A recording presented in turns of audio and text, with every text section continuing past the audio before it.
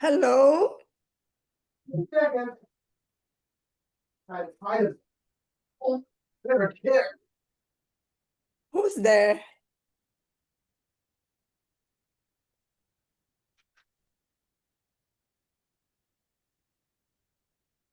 Just the two of us. So far. Hello, aloha. Oh. Ooh. Oh, look at How are you? Oh, hanging in there. Permanently in Germany now for over 2 months. We made the move. There. Yeah. How is it going? Well, better than I thought, but it's definitely a 24-hour job taking care of my dad now. How you were taking care of your dad? Yeah, together with my mom. Yes. We take turns, but he needs 24-hour supervision. That is tough for us. And he wanted to die in Germany, so that's why we made him. Is it cancer? Hmm? What does he have? Old age. He's 96. Old age. He's 96 years old. So he can barely walk. He's incontinent, so we do the whole diapers thing and getting him to the bathroom very quickly and stuff like that. Showering him, and he's got dementia, not Alzheimer's, but the normal kind of dementia. Yeah, the normal dementia, old age dementia. So he's slowly declining. I see. But that's I quit my job, and because I told his mom, says if you cannot deal, I told my mom you can't deal with him 24 hours a day. Plus, she's not strong enough to lift him and take him everywhere.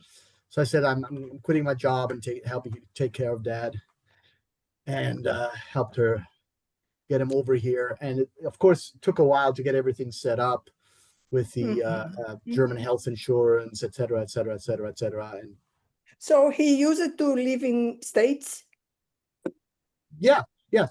I mean, we all lived there for 29 years. You know, but he decided to go to Germany now. He was born in Germany. Oh. He left Germany when he was 16 years old, so 80 years ago. God bless. And sorry, may I ask, and you are now back in Germany already? We've been here for over 2 months. Over 2 months, yes. It's just I haven't had time. I haven't been able to log on because a lot of things had to be put in place, the new internet connection, yada yada yada yada. So it's. And where exactly? I forgot. Sorry, you mentioned it. Köln. He was born close to Cologne, but we are in the Hunsrück. Wir sind im Hunsrück im Moment. Okay. We are in the Hunsrück. Is this in the Nähe von Köln? Okay. Is it near Köln or I don't know the area. Hunsrück is right between Köln and Mainz, right in the middle. Okay. If you take a map and you spit right between Köln and Mainz, I don't know this area. I've never been there. It's storybook Germany, basically. Little castles and valleys and stuff. I've been posting a lot of images from the hiking. Nice. That's one of the things that's probably saved my sanity is the 2 hours of walking in the woods that I do every day to make sure that my nerves don't go all kaput. Yes, absolutely right. Which is very interesting because I didn't think I was gonna deal with all of this very well because I always thought that I needed water and swimming ability, but I found out that a nice forest is just as good. You can't swim it through the trees, but you can walk Yes. through the trees. Beautiful. Guys, can I just say something? I need to eat, so I will plug off my my screen because I just came home and I have to prepare something and eat. And then when I have eaten, I will get back on. Okay? But I Great, will listen. Ingrid. Great. For dinner. See you then. See you. Wonder what's for dinner. Nom, nom, nom, nom. Yeah, just a Jause, you would say. Just bread and something Ich on mache it. mir Just selbst quick. eine Jause, Yeah. denn er war hungrig wie ein Bär. So.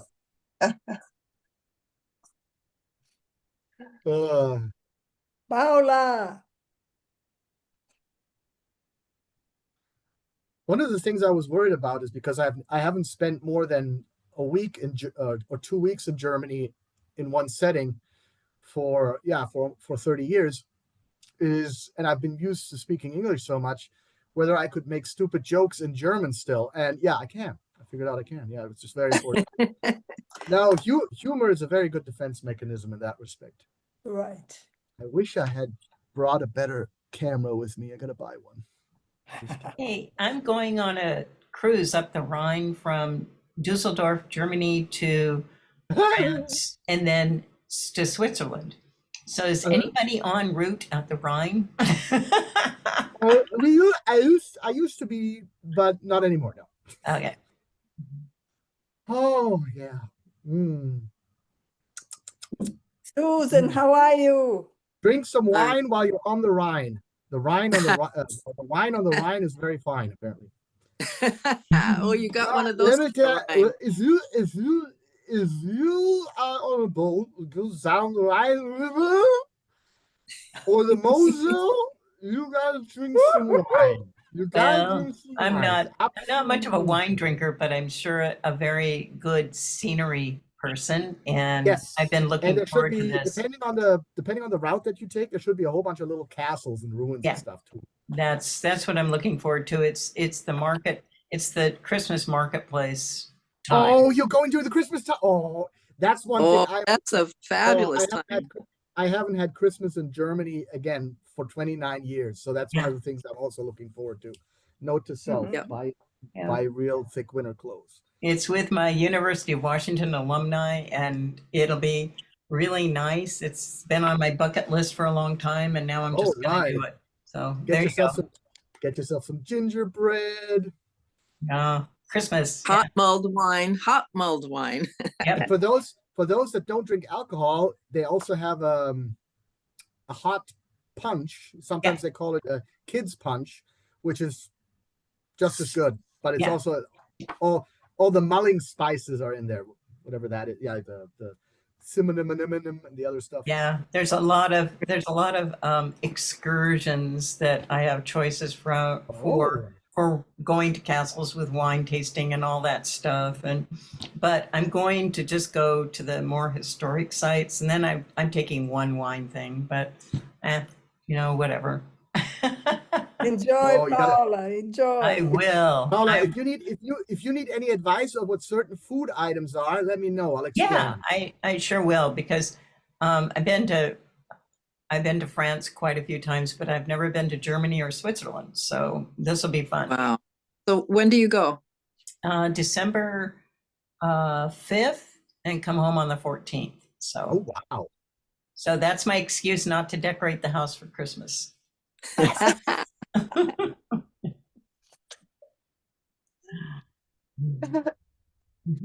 That's one of the nice things. The place that we live in now, we've had this house. My family's had this house since 1993, but I'd never really gone hiking here I've been hiking over the fields, but there's an old castle ruin. Just one of the main towers still exists on a hill that's about 1,500 feet up. But in all the years that I visited, I had never bothered going there. And now that path going up and going back down takes about 2 hours. But that's been my energetic and soul salvation for these last 2 months. Mhm. I actually forced my mom to do walking as well because she got so depressed and stuff. And now she does her own 30 to 1 hour walk, 30 minutes to 1 hour walk every day to just like decompress and get her energies lined up. And it helps. In Canada. Yep. Wow. Ooh. Serge's backgrounds are the best.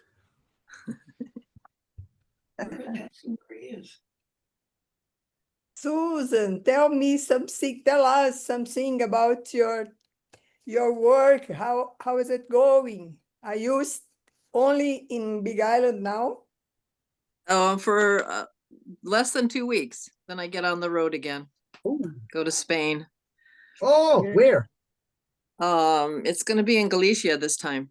It's back and forth between Basque Country and Galicia. Yeah, if anybody ever does any workshops in Mallorca, let me know. I'll be Okay, there. my organizers do, because I get students from there. Because we But, still have my family also has an apartment there, and that would be a good excuse to to hop on over. My sister and her family, since they also moved over here, but they're now in Mallorca hamming it up. But they'll return Oh. in 2 weeks. Fun. Our Fun. teacher arrived. Ah, yes, they're there. Oh, 2 p.m.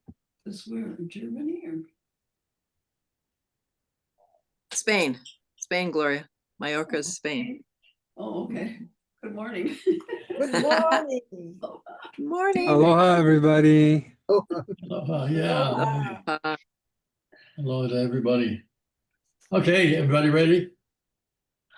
hi. Amaku aloha mahalo. E ho'o mai kai. Ike po'i manu. Blessings to all of these people gathered here. Let's begin with something. I have one question only that I've had, but we can have more as we go on. But this one was from Peggy. I don't know if Peggy's there right now. I saw her. Yeah, she's there. Okay, that's here. Yeah, good. Okay. Well, Peggy said, thinking about the woman with the barking dog. Now, this refers to last week's open meeting where we had a discussion. One woman was having problems with a dog barking in her neighbor and what she could possibly do about it. Okay. So Peggy said, I liked the idea of inviting the dog into the inner garden and keeping it company. I wondered if you could expand your la'akea to encompass the dog and soothe it or in that way. How far can it reach? Can it extend? Can it have a harmonizing effect on animals or people around you as well as yourself? Hey, aloha. Hi, Michael. Yeah. Aloha. That's Gloria. Yeah, okay. All right, going on. My answer will come out of here at some point. All right. So expanding your la'akea, this would be good stuff for everybody. Expanding your la'akea to encompass, in this case, the dog, is what you're doing, regardless of what you're doing. When you're doing it in the inner world, for instance, there are two ways to do it. One of them is in the inner world. The only limits are those of your own mind. You create a harmonizing environment or situation, then that will affect the animals or people around you. And you are, and you, of course, if that's what you're creating, because you're creating the experience. Now, that's the first way. You go to, you go into your inner garden and you invite someone or something in there, and you create the experience, and to the degree that it's an experience that feels harmonizing to them, then they're affected by that in a positive way. The second way, though, is you expand your la'akea where you are. Okay. In other words, you don't go into the inner world. Now, you expand your Alakai and the dog or whoever into it like you would do on an inner journey to Bali High, only you're doing it where you are. Mm-hmm. So, I mean, that's what you would be doing. Okay, now I get to number 2. Now, in number 2, you stay in this dimension where you are. And the dog or person, whoever, is in it. Like you might be doing an inner trip to Bali High, but you're doing it here and now. Okay. Know what I mean? Like this is like what I did when I was telling the story of the print shop. Now here we are in a print shop, and there was a lot of people who were in disharmony. And so what I did in the print shop, without going to Inner Garden or anything like that, I changed the environment where we were. I put a waterfall on one wall and flowers and had birds, beautiful birds coming through where I was at in the print shop. Now, the important thing is I was not trying to make anything happen. I was just creating harmony and beauty. Mm-hmm. And it radically changed the entire atmosphere in the print shop. Everybody suddenly felt good, started talking with each other, were pleasant. The whole atmosphere changed in response to this beauty and love and goodness that I created without trying to make it happen. Mm-hmm. I created this beautiful place in which someone could feel good, and they did.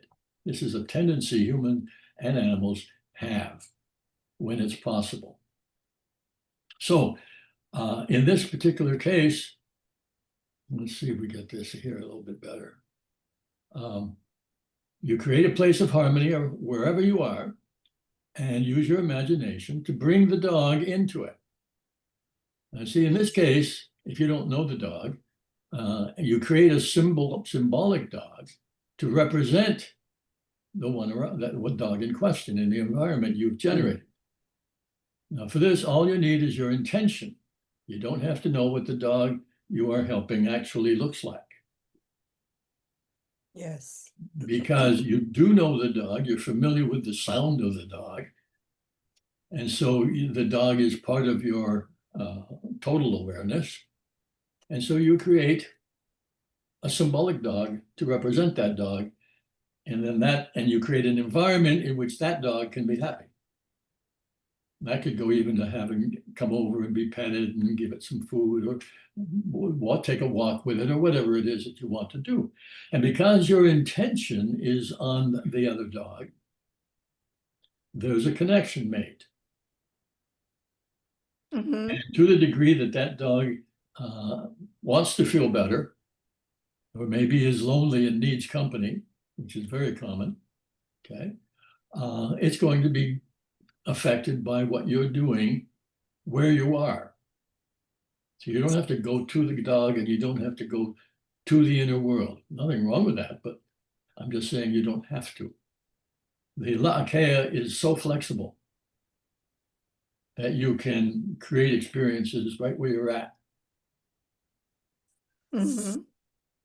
Mm-hmm. I mean, it can have a lot of things. I think I've told some of you the time where I did that when I was in the Marine Corps.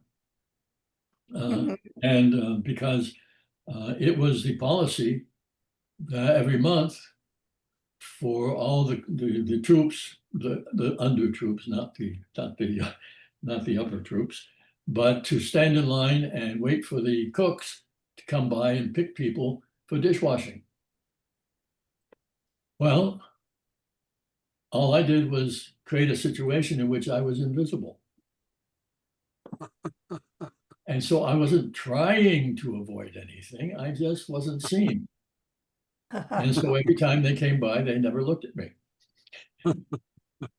That worked very well. 3 years, right? For 3 years you did that. That's great, Serge.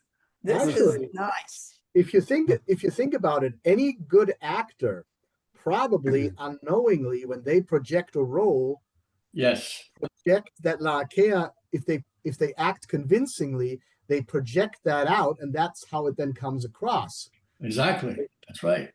Using something similar to that is why when I was went with some people horseback riding, and I hadn't horseback ridden for so long, I forgot everything. And so the horse was almost like, what the hell is this on my back? And so I realized that I was going to have to do something again. So using Alakai, but in a more confined space, what I did was become John Wayne.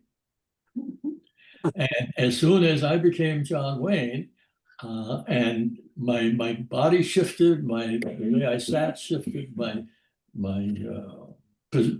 position shifted, and the horse shifted. The horse just completely began acting differently. He turned around and looked at me. Actually, the horse turned around and looked at me. But the point was that from that moment on, the horse and I got along great. Well, the horse probably thought, what are you looking at? So we can do a lot of healing in many different ways with this wonderful possibility all of us have. Serge, this lady that talked about the dog, she wasn't the owner, she was a neighbor. Yes. Okay. So it was bothering her and bothering her and bothering her. Well, because she was resisting and resisting and resisting. The more she will be calm, better. That's right. And the more she would be calm, the more the dogs would. Yes. I have an issue at home with the cat because I have a cat and there's a lot of cats and they pee on my wooden door. So the door is very bad now. Right. And I imagine a dog. I create a dog in my imagination standing here and barking after the cats who were coming, but it didn't last long enough, and the cat came back. So I don't know if you need to be clear when you do this, like, okay, I create this for all the month or this kind of thing, or your inner motivation is enough, or Well, no, what sometimes happens is that you have to create enough of a memory locally for the effect to maintain itself. Just a one time, and it's like a one-time memory and it fades out. If you were to do that, let's say every day, then you're going to have a stronger memory there that is going to affect the cats. okay. Something that helps me sometimes is if I cannot keep my focus on something for long enough, or if I occasionally forget to do something, I can draw or doodle an image of what I want, like a barking dog or something, and put it with and charge that little image with that idea and just leave it at the place. And personally, I have the feeling that sometimes it makes it last longer. Many years ago, I had a I sprained one of the knuckles on my finger really bad, but it was very late at night, so I was tired and I couldn't keep the focus on it. So I actually just drew like a circle around the pain. And I wanted the pain to flow out. So I just drew a couple of arrows from that circle to the tip of my finger. And then I, for as long as I could hold the focus, concentrate on, okay, this symbol is keeping the pain from flowing out and allowing the finger to relax. And I only had to do that for about 5 minutes, and the swelling went down through the night and continued to do so even when I was asleep. Yeah, so good. That's very similar to the experience I've talked about with nothing happened. Okay. And if I just said nothing happened, one time is not going to do it. And I had to say it for a long time, long repetition, until it became a stronger memory, and then my hand healed. Just very similar to what you did. That's why I love Sharpies. You can do all sorts of stuff. Repatterning, isn't that what you call it, Serge? Repatterning? That's a good word for it. I see that in your book.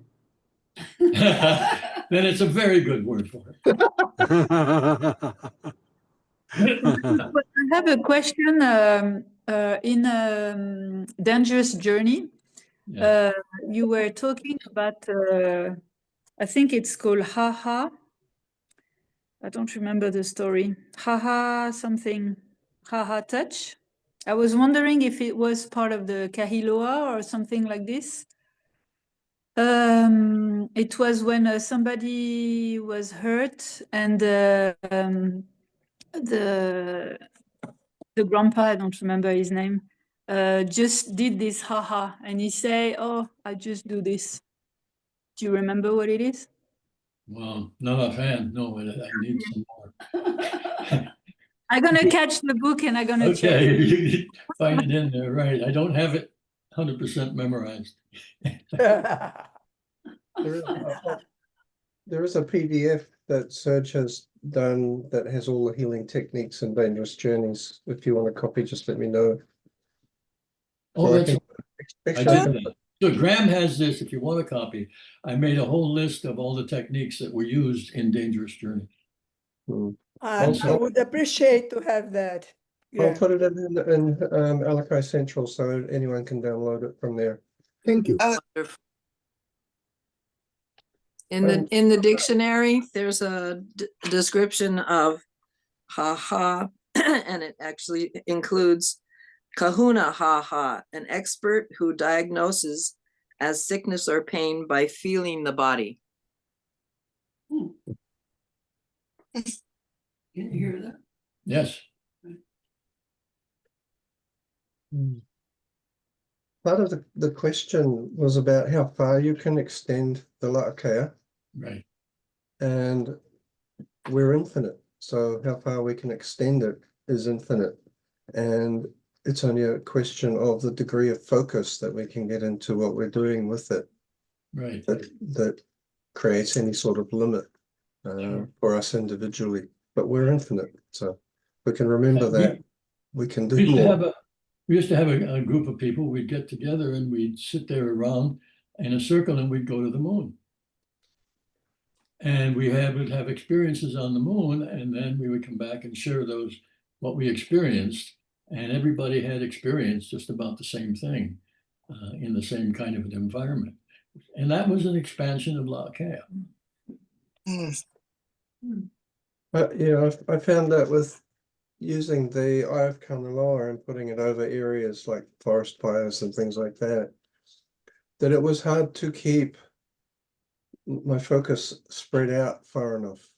My attention always wanted to go into something specific in an area. So I started putting the Eye of Kanaloa on a map so that I could hold my focus on the whole area. Right. Yeah, that's very good. I remember the last time there was a big hurricane coming. We've got a big hurricane coming now. Oh, again? Mm. Okay, but anyway, rather than trying to focus on the big storm, I would literally try to have a conversation with I'll call it the soul of the storm, trying to see if there's any way I could, hey, what would make you feel, what would make you feel less angry or less stormy? Doesn't always work, but. Well, in fact, that's a good idea. I think I might be doing that with the one that's coming here. We have it not far away. It's do this. There are different, how can I put it? Paths. There are different paths that have been observed by different observers as to the possibilities of what this hurricane will do. It's a little over 1,000 miles away, but moving fast. And so one of them shows it moving up above north of Hawaii. One of them shows it breaking up before it gets here, and another one shows it hitting us. South, going south. No, there's one actually that shows it hitting Hawaii. Yeah, there So is. these are all different projections.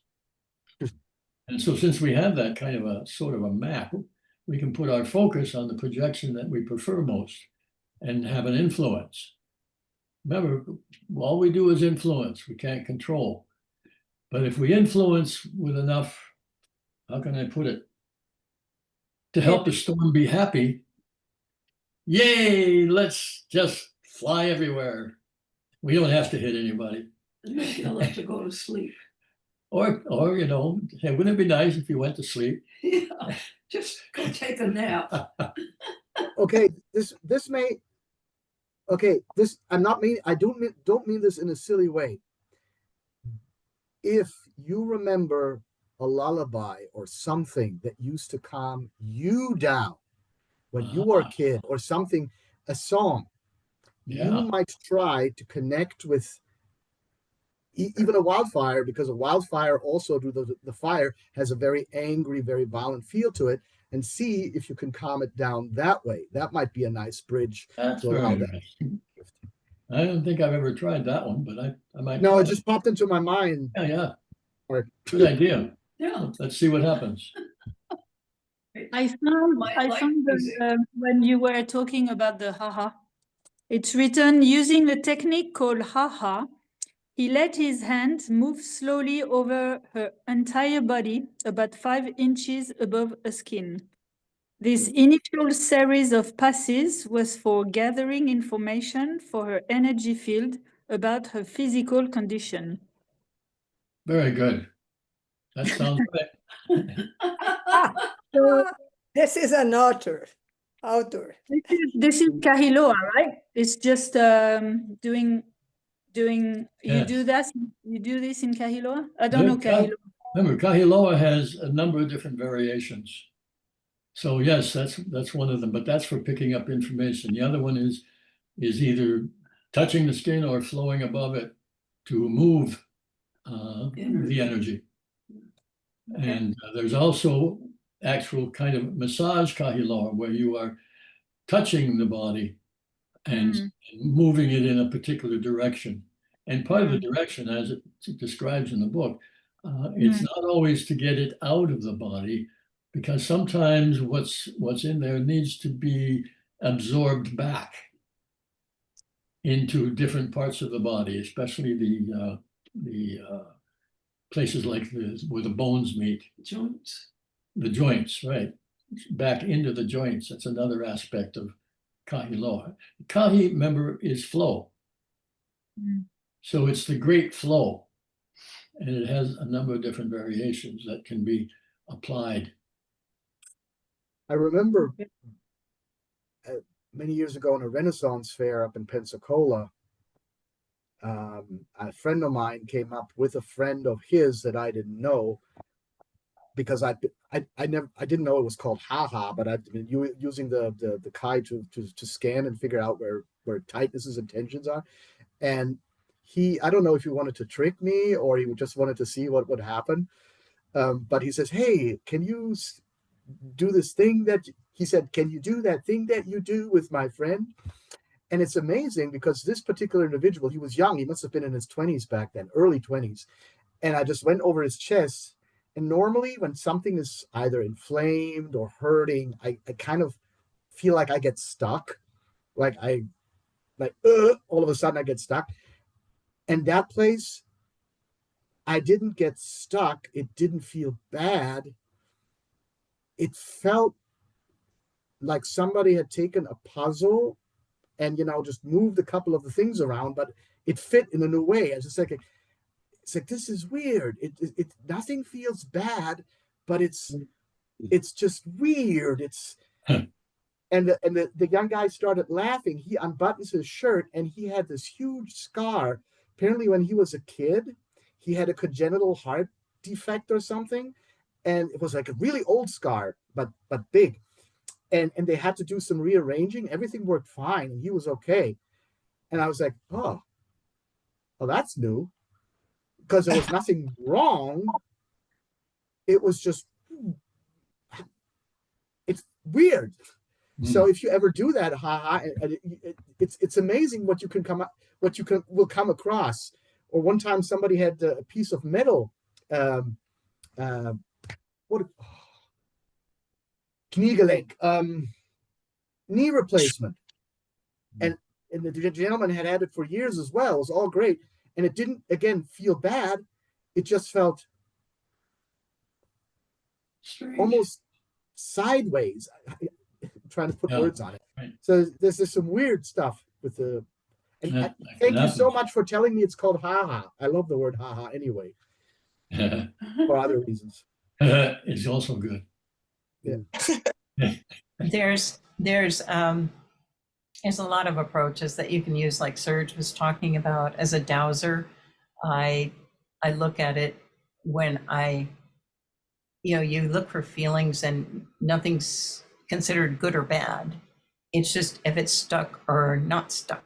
And so you douse so it starts moving again. And you don't have any intentions on diagnosing or solving a problem.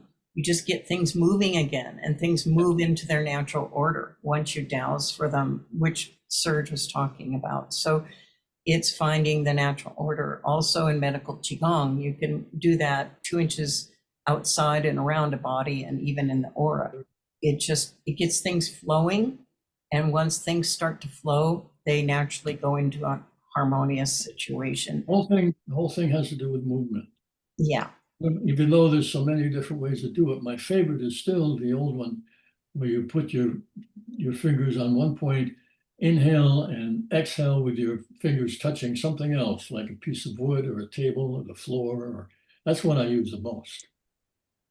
When it really takes a lot more, then of course we have to do some of the other stuff to get things moving. But the one I use mostly and use frequently is just that inhale, exhale.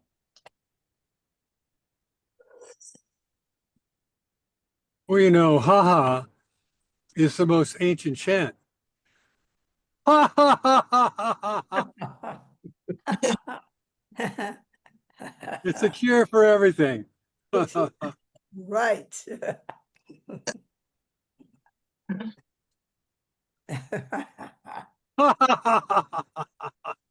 It's contagious. Like a good laugh. A good laugh gets stuff moving. That's true. Wait, Serge, I have a question about the dog. Yes. Do you think, this woman was very uptight about this dog, Right. and she had some fear of its owners as well. Mhm. Talked about calling the warden the dog catcher, the Right. problem resolver. And so then I began to wonder, was she affecting the dog as much as the dog was affecting her? Because she was upset. Yes. And she was afraid to some degree of these people that owned the dog. So then I thought, well, maybe it's her fear and her anxiety that's making the dog bark. Well, I wouldn't say making it bark, but the dog could be reacting to that. Yes. That's true. Yeah.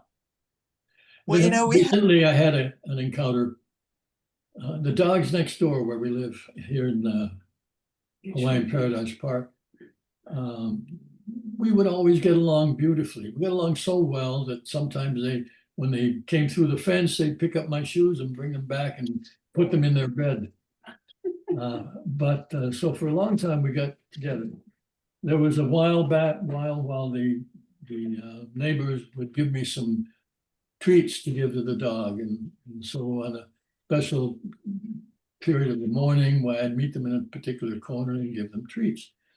Then they started getting a little more, I guess, wild. They would break through and into our yard, and they caught some chickens from the neighbor, and I had to seal up the yard in all kinds of ways. And they stopped giving me the treats, and so I stopped treating them. But when I was at that part of the fence, I would talk to them kindly and everything like that. One time they must have been in a real upset situation. It happens sometimes when the owners are gone for too long a time. And so I was over in the corner doing some weeding, and they came rushing over it was the weirdest thing because when dogs are angry, when they're really angry, their tails go out straight. When they're not angry, their tails are wagging. So they came over and they started barking at me, which of course sounded like they wanted some treats. And I was close to the fence. And then for the first time, the one dog, with his tail wagging, leaped up against the fence with his teeth bared, as if he wanted to rip out my throat. But he wasn't angry, his tail was still wagging. But he was really wanting me to give him a treat. And I just kept as calm as possible, okay?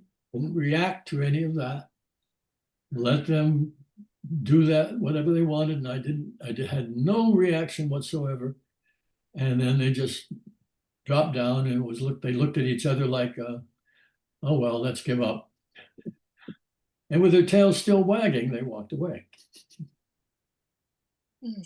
I would like to to ask Paula, what is her opinion about that dog that barks? I'm an animal communicator, so That's it. yeah. And a lot of times the issue is with the person rather than the dog or the cat. And it's seeing what the environment is and also seeing what the animal needs. And sometimes those needs are physical, sometimes they're emotional. So you really have to treat it as a unique situation where a lot of animals have been abused previously by men, women, kids, thrown around like footballs. So you need to find out what that animal needs and also what it needs energetically, because if it's not within harmony in its own body and its physicality, it acts exactly what the energy tells it to do. If there's things stuck, reversed, whatever, it can't help but bark its head off, even though it's been told that that's not good. Also, an animal that is told no means yes to an animal. So you have to ask it what you want it to do. It's like a 2 or 3 year old, it's so there's a communication there. There's also memory there, what everybody's been talking about. There's many, many different things. So the situation just isn't typically behavioral. It's reflecting a person, it's reflecting energetics, it's reflecting a lot of things. So there's things that you can do, very simple things like reward good behavior, whatever you deem good behavior to be. You tell the animal that the barking is hurting you. Animals do not want to hurt you. So you flip the story, just like, never happened, never happened, never happened. There's so many things that you can do, but each situation is extremely unique. It really is. So you just have to ask, and you're asking about feelings. You're not asking about thoughts. So whatever you feel first is what the animal needs. So, that's the best information I can give without knowing the situation. There you go. That's why they reacted the way that they did there. They, like the one, leaped up with his feet spread. It's almost like a little baby saying, "I want some ice cream." Exactly. Mm-hmm. And also, I was walking down the street in Marina del Rey a long time ago and going to the ocean, and somebody came screaming down the street. It was in the Silver Strand, and somebody came screaming down the street, and I was out for a pleasant day, and they said, "A Doberman has escaped. He's a killer, and he's running in the neighborhood. Get back to your car because he will bite and won't let go," right? And so I went, "Oh man, where's my car?" So I started back to my car, and there he was at the end of the block that I was turning around from in an alleyway. And he looked at me. I said, "Oh my God." And I've been taught to compress all my energy into my spine and lower it down into the ground to become invisible. That dog walked right by me and looked around, didn't even know I was there. Beautiful. And went to the left. I just stood there and I said, I knew I was invisible. And he went to the left, and then I heard somebody screaming down the other street. We found somebody else to chase. So I got in my car, went to the police station and reported the incident, and then he got caught. So it's your energy, it's your field that they feel. It's not necessarily what you're doing, it's what you're doing, but you can become totally invisible. Right. Or like in my case, it was simply non-reactive. Exactly. You don't react, you just go, huh. You don't label anything good or bad because it's not coming from a rationale. That's right. Not pushing back. Right? Yeah. It's interesting because Dangerous Journeys came up before, and we've got a group in Australia we're doing with Judy Sutchink doing Dangerous Journeys. And I just read in chapter 5 of how Nazra invoked a symbol to make herself psychically invisible to the searchers.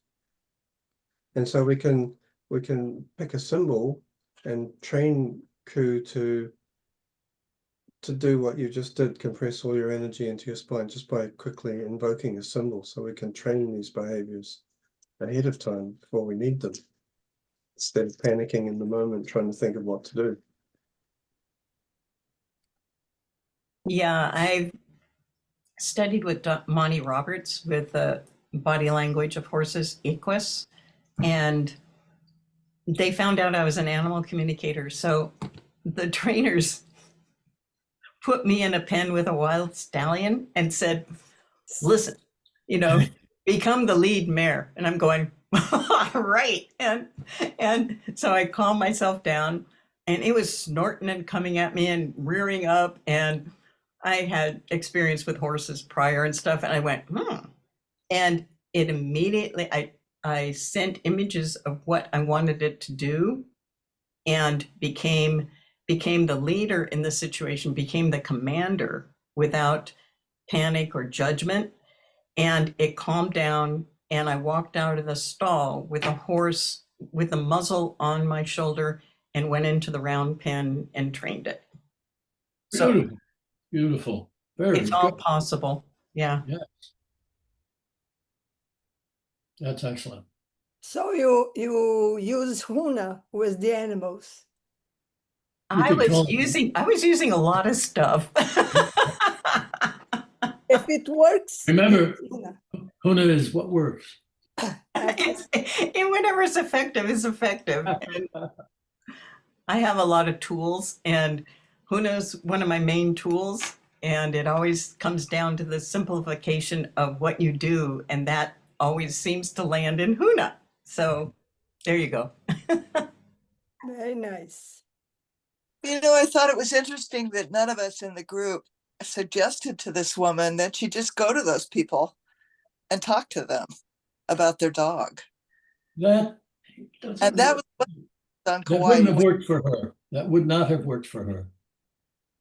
Because she was so afraid. She didn't have the self-confidence to be able to do that.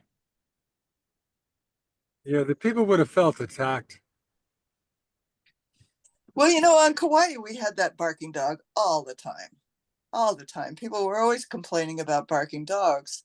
Right. And the first line of defense was always take a plate of cookies over to your neighbors and make friends with them and talk to them about their dog. That takes come from a place of love and aloha and friendliness. Sure. Preferably with cookies. But it doesn't work with the roosters. Some people have to learn how to do that. If they don't feel that way inside, it's something that they'll have to learn how to do. And some people who might have a fear of the way they would be reacted to by the people as well as the dog, it's going to be real hard for them. So, you know, there are different ways for different people.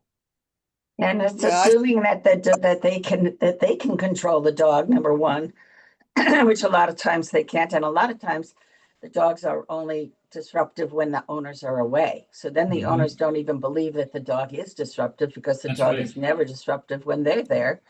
So, but That's we the way have, that's the way our neighbor dogs are, exactly. The we, dogs we, are. Nani has a dog next door that is a real barker, and they can't control her either. But Uh, they don't, it doesn't bother them to the degree, you know, but they don't use probably the most, obviously they're not using the most effective methods because it's not working. But I don't have trouble with the dog. I just ignore it and then it stops barking when I come around there. But Michael and the dog have a contentious relationship. yeah. He wants to kick the dog in the head. Reacting You to know. each other's emotions. Yeah. Well, Right. And sometimes it is the owners that contribute to the barking as well. Back in the old neighborhood in Florida, there was an older dog who lived around the block, and whenever I walked the dogs or one of my parents walked the dogs, they had to be really careful because this old dog would hide in the bushes and then try and run behind you and bite you and then bark at you. And it was a big dog. It was some sort of lab mix. And if you turned around before she got at you, she would stop because she was afraid, but she was angry afraid. She would just, rawr, and we could never figure out what was going on. And it's not just humans that use Huna. Apparently, this was before I had any idea what Huna was. But we had one dog that apparently was a dog Huna practitioner. Because, no, she was something special. But she would try to make friends with everyone. But she had just a way, a weird confidence. She was tiny. She was weak. She was a snack, basically, a dog that would be a snack for anything bigger. But she would when this dog would come and start growling, she would just stand there, wag her tail, and go, and this would go on for 3 years. But what I was saying about the owner, a couple of times when the dog was not out, when the owners were there, and I would walk past, I would hear the owners in the house yelling and screaming at each other. So they were modeling this behavior to their dog. But it turns out around the 3rd year, again, at one point, something in that big dog's head must have flipped a switch. Because again, walking, the little dog, the big dog, all of a sudden, the big dog must have decided, you know what? Oh, what the heck? I'm just going to go up and sniff the little dog rather than growl at it. And then, right then and there, I mean, I was just like, it had a cupped tail, but the little nub, all of a sudden, I'd never seen it move. It started wagging, and our dog, yes, she was called E.T., like the alien, long story. They were both wagging, and then the big dog tried to imitate, because our little dog always made these sounds, tried to imitate them with the deeper voice, which sounded ridiculous and cute at the same time. But the end of the story is that my family was the only one to be able to go past there, and the dog would still sleep in the yard. If it heard anyone, would get up, go, and if we came by, we didn't even have to have ET with us. We'd just say, Teddy, and she would recognize us, and she would do like a switch. All of a sudden, the nub started going, and she would do those noises again that our dog used to do. So yeah, it's not just humans apparently that use Huna and can align energies or present other patterns to other organisms. It's weird. Wow, what a Yeah, story. that's right. That's right. Very similar, though. Very similar with the dogs we have as neighbors. Most of the time, anybody comes down the street, they bark. Anytime they see us, they ignore us for the most part. But they go out at 5 o'clock when their owners aren't home, Yeah, and they wait at the gate and they start barking. but not our, Afternoon or morning? In the in afternoon. the afternoon usually. The owners usually are home by 5 o'clock, and they have a pattern of going to their gate to wait for the owners to come home. And a lot of times they've got kids that are in high school, so now they have swim meets and they come home really late, and the dogs will be out there barking until they come home.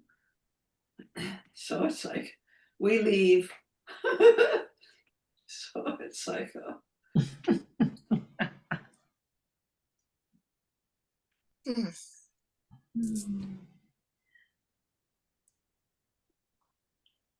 Did you guys all know that?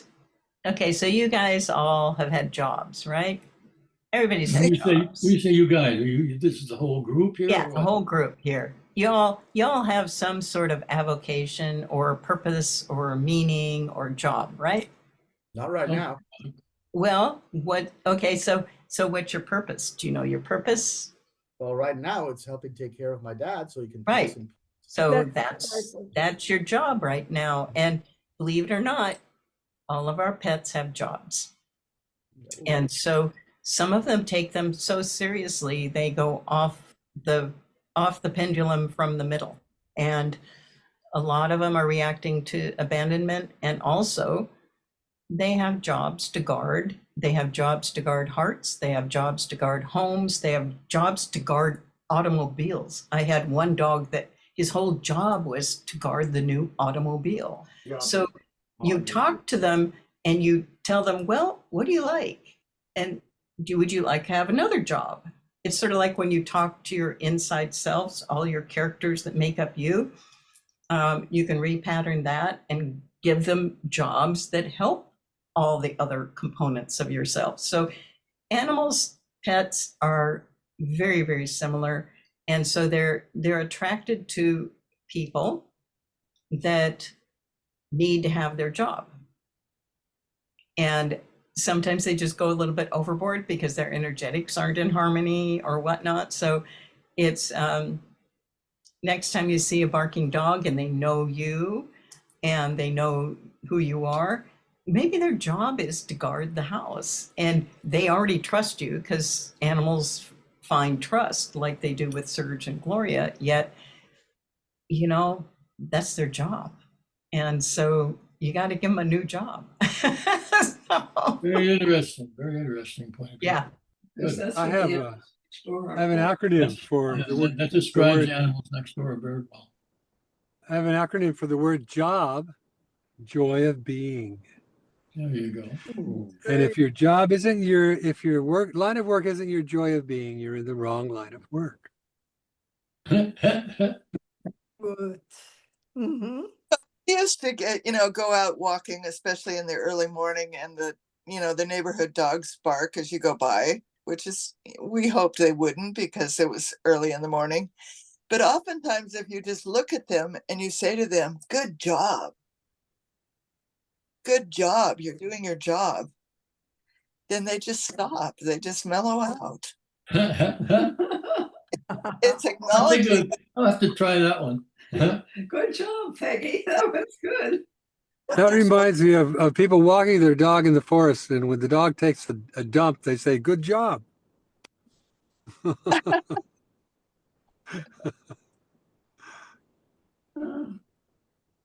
Mm-hmm.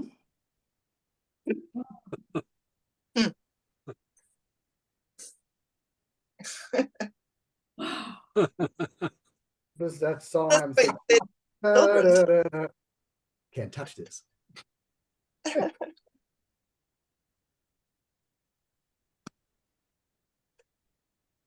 So Serge, you were doing the. I remember in Big Island. I think Judy asked you if you were planning to do a follow-up on this one on Jen journey. What I said was that I had started a book, a Keoki book, and there just became too many other things to do. So it's partly done. It's in my mind. I don't know if I'll ever take the time to finish it, but I'm getting more and more requests for it. So I have to say it's a possibility. I'm in the process now of turning videos into and audios into text as essays. And so there's a bit of, I've just finished one, and there's a bit of work involved in that. But since there are questions about it, I'll take another look at what I wrote, see if I think it's worth continuing. You know the story. I don't know if I've told the basic story. It's kind of wild. But in case some of you haven't heard it, the basic story is that Keoki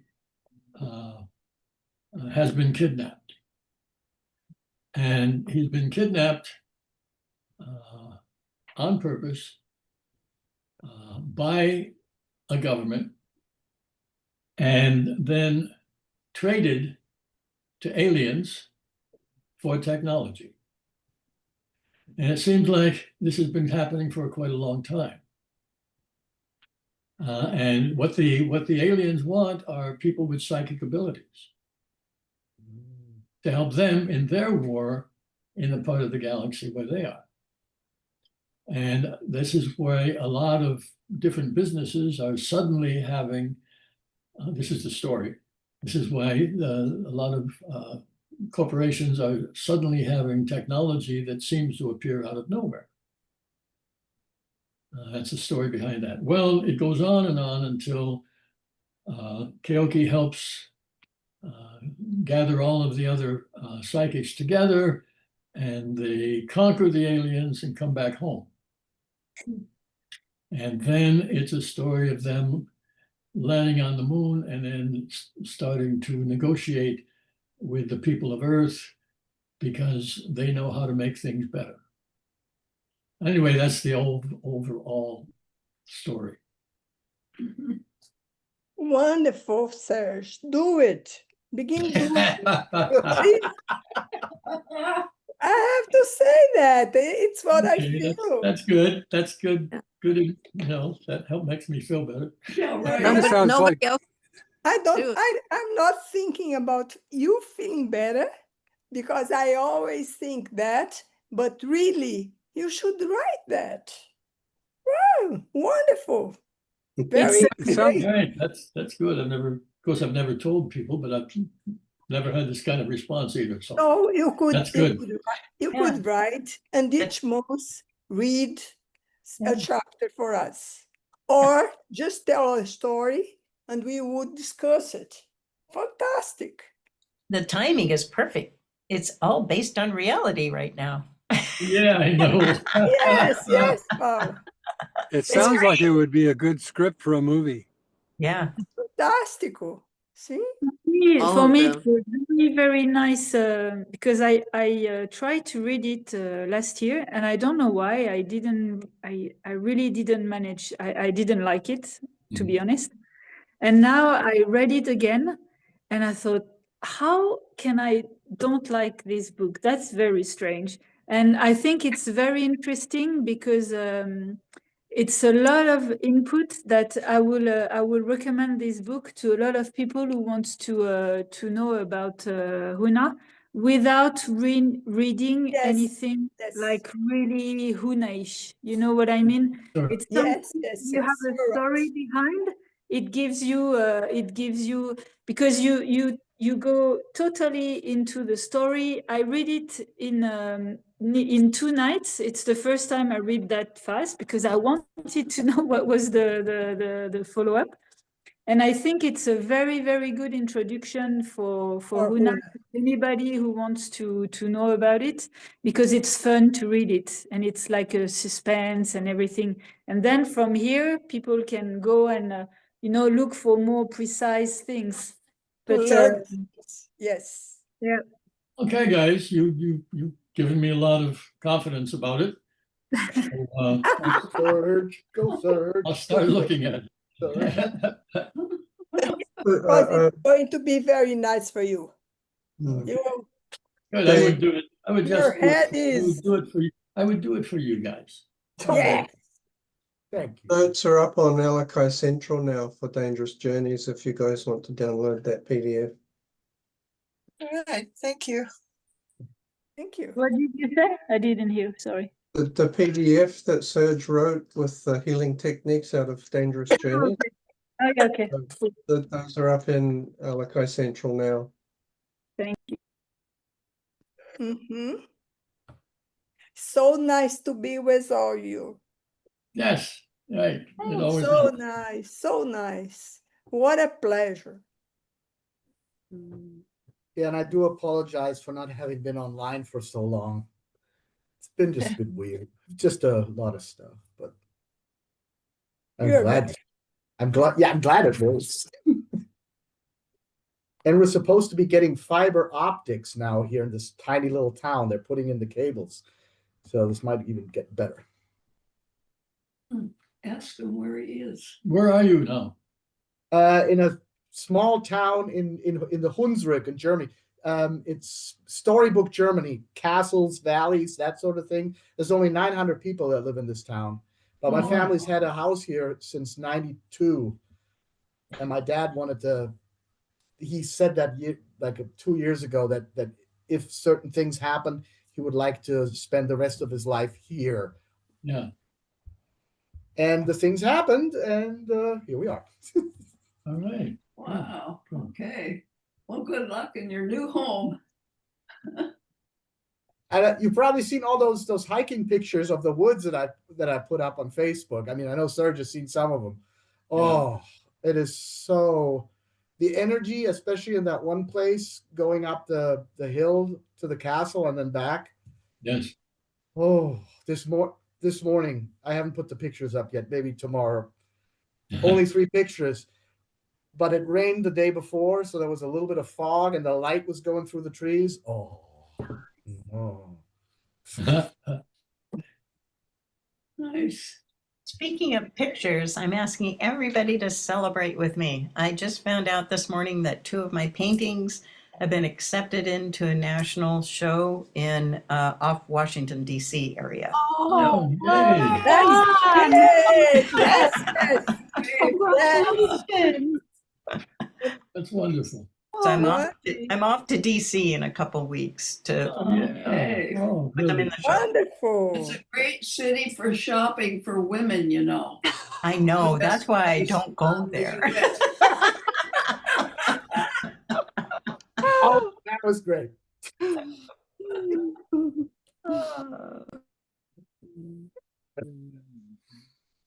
Oh, can I just share a tip? You're complaining about your Wi-Fi or your broadband not very good.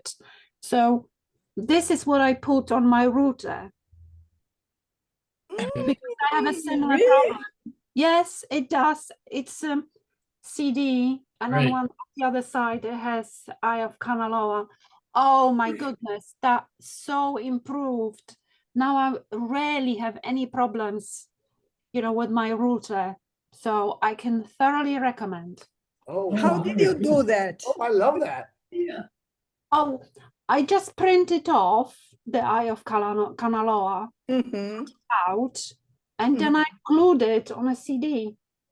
Nice. Especially I since think oh my Graham, God, Serge. he's putting few CDs together, so you can even make it even stronger if you glue several CDs together and make it even thicker. I think Like that's those, what Graham's doing. Serge, like That's those house right. pads, I never house thought pads of and the that. wands. This is new. Fantastic. This is Wow. two taped together with the Eye of Kanaloa, and Yeah. I made a set last year with each of the 7 colors. So they're sitting on the coffee table in the lounge. But this sits under my coaster, and my coffee goes on there, or a glass of water. That Really good. will energize your beverages. Great. It's brilliant. Yeah. May I ask what's the difference because it's on a CD? Is it a special energy then of the CD? Why? It's the CD. It's Because what the CD is made of is a combination of plastic and metal. Yeah. So it's a And monogen. anytime you have a conducting Energizer. material, you have a conducting material against a non-conducting material, it generates a field. Yeah. So if you pay attention, you take a CD and just pay attention and put your hand slightly over it, you can actually feel the radiation.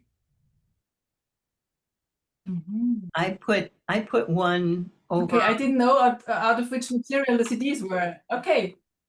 Yeah, I put one over Sorry. a bagua shaped mirror, and I glued on top, and then I put it underneath my driver's seat in my car, and it really helps to prevent horrible things happening out there while I'm driving around. And I have a lot of ease of my routes being selected. And I just did this in a rental car when I was driving through the Berkshires, and a cub bear came running out of the woods out of nowhere.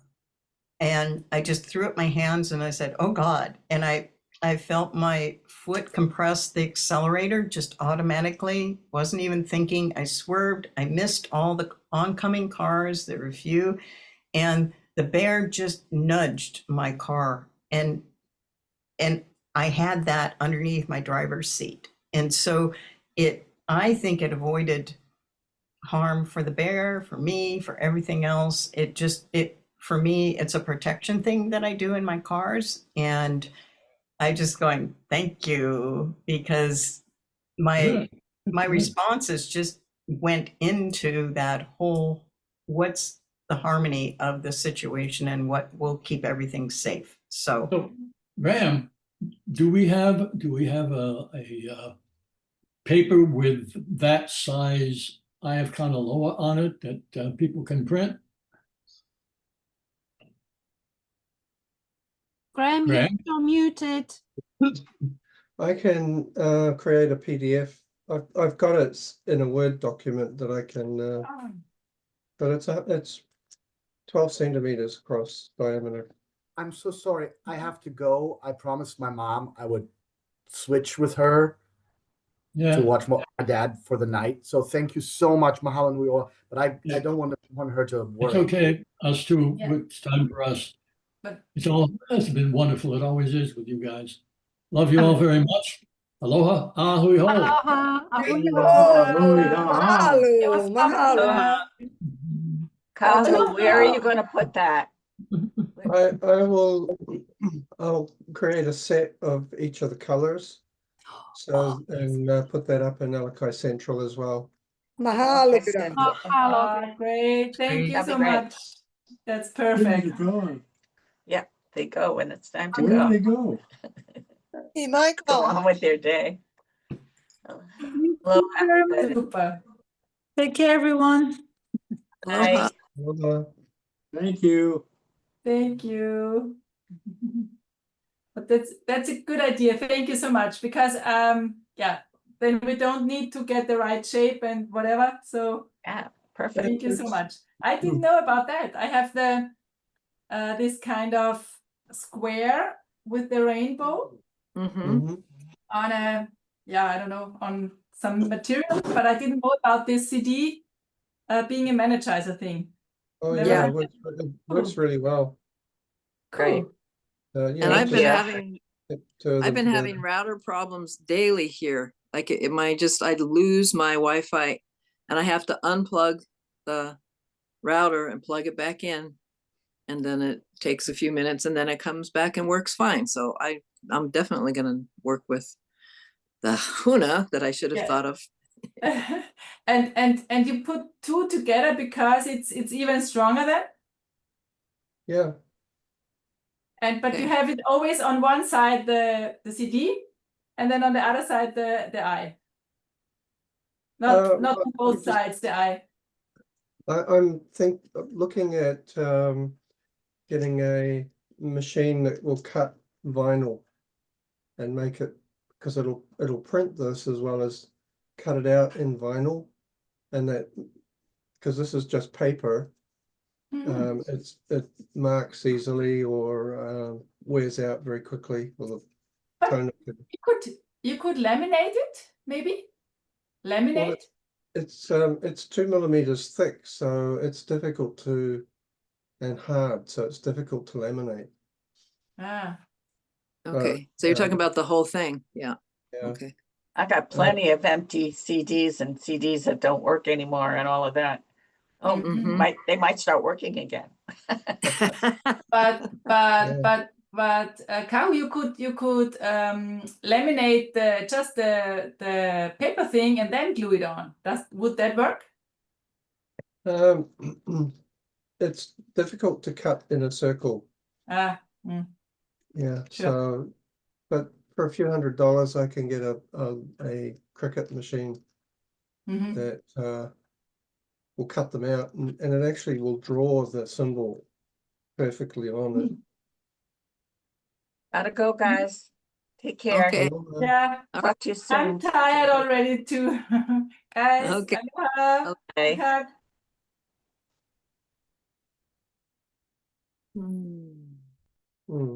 Wow. Okay. Well, I purposely stayed out of my kitchen so I wouldn't be distracted by the animals that were hungrier than Mom. But it was a good meeting. I'm gonna turn the recording off. I forgot.